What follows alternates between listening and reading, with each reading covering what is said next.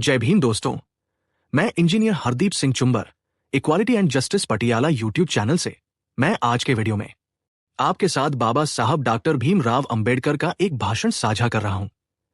1933 में बाबा साहेब को ठाणे के अखिल भारतीय बहिष्कृत शिक्षण प्रसारक मंडल के मुंबई ठाणे रोड पर स्थित नामदार आगा खान के विस्तीर्ण बंगले के परिसर में बने दलित विद्यार्थी छात्रावास की जांच हेतु उन्हें आमंत्रित किया गया था। उस समय उन्होंने ये भाषण दलित विद्यार्थी छात्रावास में दिया था। बाबा साहेब का यह भाषण, जिसका शीर्षक है छात्रावस्था में ही अपनी योग्यता बढ़ाए, यह भाषण बाबा साहेब के हिंदी खंड के भाषण नंबर 67 से दर्ज है, जिसमें लिखा है। रविवार दिनांक 2 अप्रैल 1933 के दिन सुबह 10 बजे मुंबई से दलित नेता डॉक्टर बाबा साहेब अंबेडकर बार एटलॉ आए। ठाणे के अखिल भारतीय बहिष्कृत शिक्षण प्रसारक मंडल के मुंबई ठाणे रोड पर स्थित नामदार आगा खान के विस्तीर्ण बंगले के परिसर में बने दलित विद्यार्थी छात्रावास की जांच हेतु उन्हें आमंत्रित किया गया था। उन्हें छात्रावास में ले आने के लिए बोर्डिंग के सुपरिटेंडेंट श्रीयुत चांदोरकर और ठाणे सामाजिक समता सेवा संघ के श्रीयुत मारुतिराव साबाजी गायकवाड़ उन्हें लिवाने के लिए आगे रेलवे स्टेशन पर गए थे। डॉक्टर बाबा साहेब के महासचिव श्रीयुत शिवतरकर और डॉक्टर बाबा साहेब के मुंबई के सहकारी कार्यकर्ता बापू साहब सहस्त्रबुद्धे, कमलाकांत चित्रे, जाधव, गायकवाड़, मड़के बुवा आदि नेता भी साथ आए हुए थे। डॉक्टर बाबा साहेब के आने से काफी समय पहले ठाणे शहर के अस्पृश्योद्धारक स्पृश्य सज्जन नागरिक वहां उपस्थित हुए थे। उनमें से MS रांगणेकर साहब, L रॉड्रिक्स साहब, RL रेठे साहब, नाखवा, गटने साहब, केसकर साहब, कोतवाल साहब, माधवराव कालदाते, पद्मनाभ शास्त्री पालवे आदि हितचिंतक वहां दिखाई दे रहे थे। उस दिन स्थानीय कारखाने, मिले आदि खुली होने के बावजूद बाबा साहेब के आने की खबर सुनकर जगह जगह से आए दलित समाज के सभी छोटे बड़े महिला पुरुषों का समुदाय वहां इकट्ठा हुआ था। डॉक्टर बाबा साहेब मोटर से उतरकर इमारत की सीढ़ियों पर आते ही उनके नाम की जयकार होने लगी। सामाजिक समता सेवा संघ, छात्रावास में रहने वाले छात्रवृंद और अखिल भारतीय दलित सेवक संघ ठाणे शाखा के अध्यक्ष और कार्यकर्ताओं की ओर से उनका स्वागत किए जाने के बाद श्री MS रांगणेकर द्वारा डॉक्टर बाबा साहेब को उनके लिए बनाई गई जगह पर बिठाने के बाद श्रीयुत गणपत गोविंद रोकड़े ने वहां इकट्ठा हुए जन समुदाय की ओर से उनसे विनती की कि वे इस मिश्र सम्मेलन के अध्यक्ष का स्थान ग्रहण करें और छात्रों को उपदेश के 2 शब्द सुनाएं।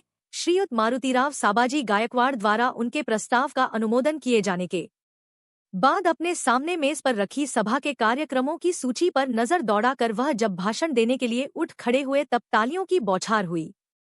उन्होंने कहा, यह छात्रावास आश्रम हमने पनवेल में स्थापित किया गया था। वहां स्पृश्य समाज के किसी ने भी छात्रावास के लिए जगह नहीं दी थी, इसलिए एक जीव व्यक्ति के घर में हमें उसकी स्थापना करनी पड़ी थी। आगे उसने भी हमें उगते हुए किराए में बढ़ोतरी करनी शुरू की तो वहां से हमें ये छात्रावास ठाणे ले आना पड़ा। यहां भी नामदार आगा खान के खुद लिख कर देने के बाद ये जगह हमारे हाथ में आने से पहले हमें बहुत कष्ट झेलने पड़े।